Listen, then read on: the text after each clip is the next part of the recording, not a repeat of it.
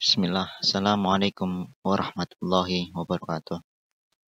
Innal hamdalillah nahmaduhu wa nasta'inuhu wa nastaghfiruh wa na'udzu billahi min syururi anfusina wa min sayyiati a'malina.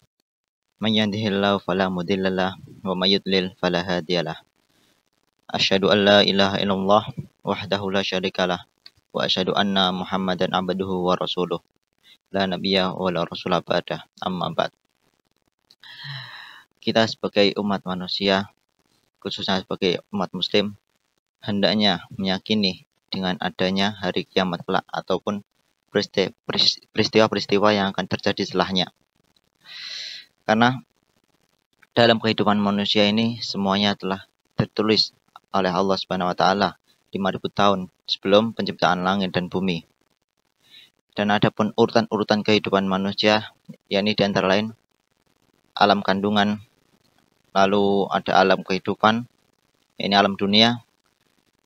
Lalu setelah itu ada alam barzah atau alam kubur. Lalu setelah alam kubur, yakni adanya peniupan sangkakala yang pertama. Yakni semua umat manusia yang ada di bumi yang masih tersisa ini diwafatkan. Lalu setelah peniupan sangkakala ada bangkit dari kubur. Yakni semua manusia dari manusia yang pertama, makhluk yang pertama, hingga makhluk yang terakhir diciptakan akan disatukan, dikumpulkan dalam satu tempat, yaitu padang mahsyar. Lalu setelah padang mahsyar ada telaga Nabi, lalu syafaat Nabi, dan setelah itu ada penerimaan amal-amal. Jadi semua manusia akan menerima amal buku catatan mereka, lalu mereka akan dihisab, ditimbang, dan lain sebagainya. Maka pada kesempatan kali ini saya akan sedikit menjelaskan tentang Haud Al-Kautsar, yakni tentang telaga Nabi Muhammad SAW yang ada di akhirat kelak. Al-Haud atau telaga ini artinya adalah tempat berkumpulnya suatu air. Dan Al-Haud Al-Kautsar ini telaga Nabi yang sangat besar yang ada di akhirat kelak, yang kemudian akan didatangi oleh umat Muhammad SAW, umat Nabi Muhammad Sallallahu Alaihi Wasallam.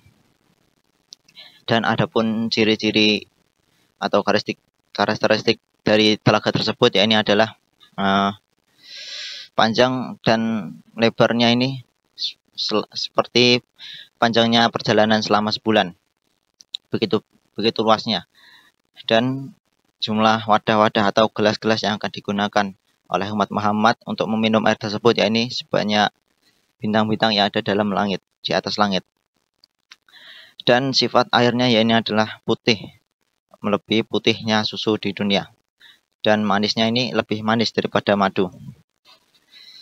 Akan tapi di hari kiamat kelak tidak semua manusia bisa merasakan telaga Nabi Muhammad Sallallahu Alaihi Wasallam yang mulia tersebut, karena ada sebagian manusia yang dijauhkan dari telaga tersebut. Siapa mereka? Yakni mereka adalah yang telah melakukan bid'ah. Mereka yang membuat perkara-perkara baru dalam agama.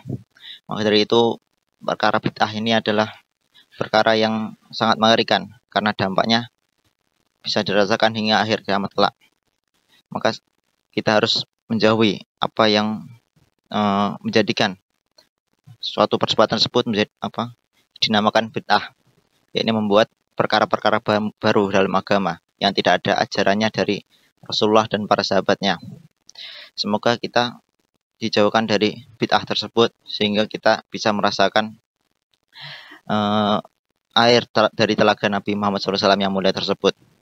Mungkin hanya ini yang bisa saya sampaikan, kurang lebih yang mohon maaf. Wassalamualaikum warahmatullahi wabarakatuh.